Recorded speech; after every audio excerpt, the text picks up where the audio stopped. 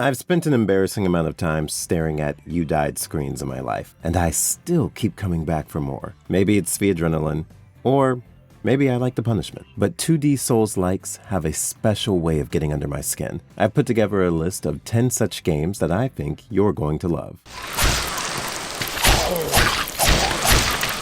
Salt and Sanctuary, 2016. I thought this was just a poor man's Dark Souls, or a Flash game knockoff. I was so wrong. Within 20 minutes, I was getting my teeth kicked in by a monster, and that's when I saw that Ska Studios wasn't playing around. Everything is hand-drawn in a scratchy style that makes the world feel like it's rotting from the inside out. You play as a shipwrecked sailor on an island that is also a recycling bin for dead civilizations. How convenient. The salt mechanic, where you lose your leveling currency upon death, is standard, and the bosses here are legends in the community. Have you ever fought the Witch of a Lake? I actually had to step away from my PC and go for a walk because her projectile spam felt like a personal insult to my reflexes. I still have nightmares about the platforming in some of the late game areas. One missed jump into a pit of spikes, and there goes 50k salt. It's painful, and yet the satisfaction of finally conquering the nameless god is unmatched.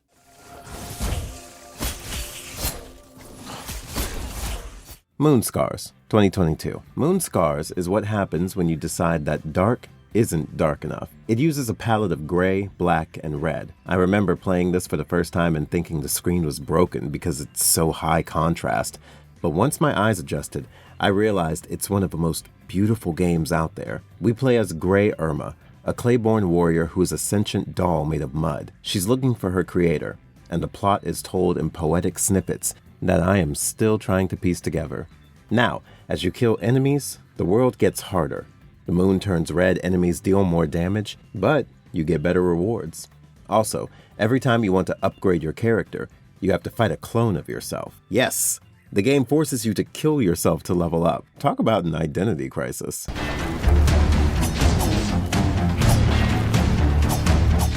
Salt and Sacrifice, 2022. The sequel to Salt and Sanctuary is weird. When it first came out, I was a bit frustrated because it changed the formula so much. Instead of a single interconnected world, it's a hub-based game where you hunt down mages. It's basically Monster Hunter meets Dark Souls in 2D. The mages are absolute jerks. They don't stay in one arena and teleport around the map, summoning minions and raining elemental hellfire on you while you're trying to move through tricky platforming sections. I've been knocked off more ledges by a stray firebolt in this game than I care to admit. But I love the chaos. There's nothing quite like being in the middle of a fight with an ice mage, only for a fire mage to wander into the room and start a turf war while you're trying to survive in the corner.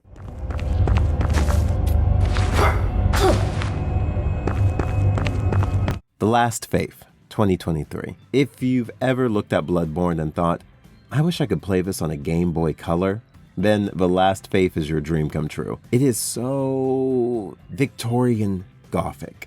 Trench coats, giant cleavers, flintlock pistols. You got it all. I jumped into this one expecting a standard pixel art romp, but the difficulty curve is more like a brick wall. Let me warn you, managing your burn and frost meters is pretty hard. When you get an enemy's health low enough, you can perform a brutal finisher. What a great way to vent your frustration after dying to a pack of dogs for the 5th time. The map is huge, and I mean huge! You could be playing for 6 hours and only see 20% of it. Vigil, The Longest Night, 2020. Vigil is a bit of a hidden gem. It takes a lot of inspiration from Salt and Sanctuary. Along with Taiwanese folklore and Lovecraftian horror, we are Layla, a member of a Vigil who returns to her village to find it, well, not doing great. Hands down, awesome weapon variety. You can swap between swords, hammers, daggers, and bows on the go. Each has its own dedicated skill tree. I found the daggers to be the most human way to play because they're fast, and the hammer is great for when you want to turn a monster into a pancake. And I can't forget to mention, Vigil has some really weird quests. If you don't talk to the right person at the right time, you can miss out on chunks of story or items. But the real pain comes from the bosses. They are massive and some of them take up half a screen. Pro tip, don't go into the Sunken Queen fight without a lot of healing potions. Trust me on this one. My Layla died so many times in that cave that she became a permanent resident. Death's Gambit, Afterlife, 2021. The original Death's Gambit was okay, but the Afterlife update turned it into one of the best 2D Souls-likes ever made. A soldier named Soren makes a deal with death itself to find his mother. It's a surprisingly emotional story, which is rare for this genre. Usually the story is, the world ended, go kill a god. Once you beat a boss, you can go back and fight a new heroic version of them. They have completely new movesets and are designed to be almost impossible. Honorable mention, kudos to the voice acting.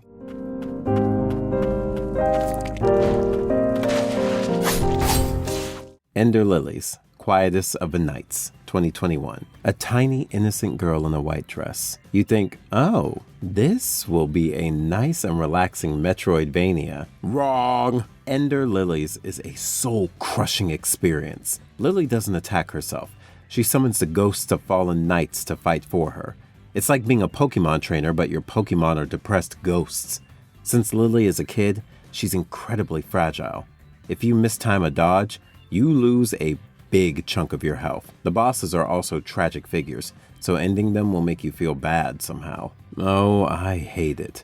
But also love it when they make the bosses like this. And the music, oh my god, the music! It's composed by Millie, and it's some of the most beautiful piano OST I've ever heard. Even dying feels peaceful in Ender Lilies. If you're going to get broken by a game, it might as well have a soundtrack that makes you want to cry.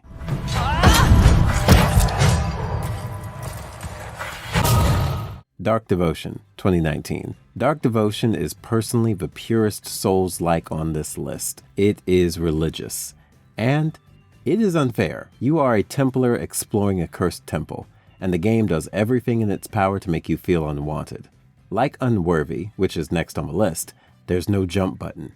You have to commit to your movesets. In many areas, once you walk through a door, it closes, and you can't go back. You have to keep pushing forward. No health and no supplies? Nobody cares.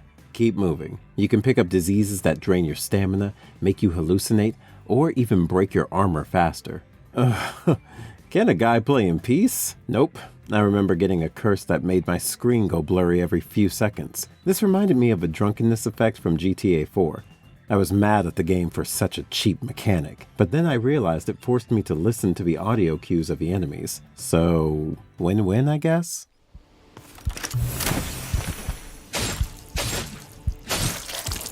Unworthy, 2018. Oh, what a minimalist masterpiece. It's entirely in grayscale, and as I mentioned previously, you cannot jump.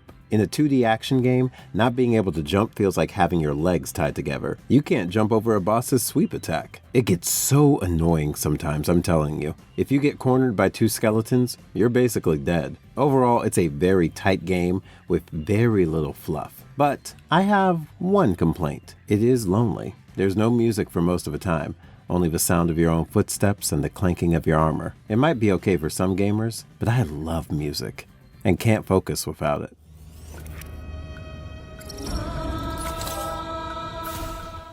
Nine Souls, 2024. Last, but certainly not least, is the newcomer Nine Souls. Think of this as 2D Sekiro. The combat is all about parrying.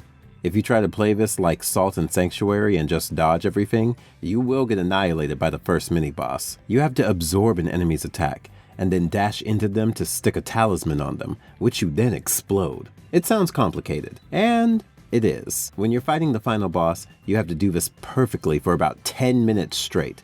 One mistake, and you're starting the whole fight over. Overall, Nine Souls is like a high-budget anime, and the story is very engaging. 10 on 10. It's the hardest game on this list. I broke a sweat during the final boss. Literally, I had to change my shirt. I've suffered through all of these games, and honestly, I'd do it all again. Which one are you going to let break you first? Let me know in the comments.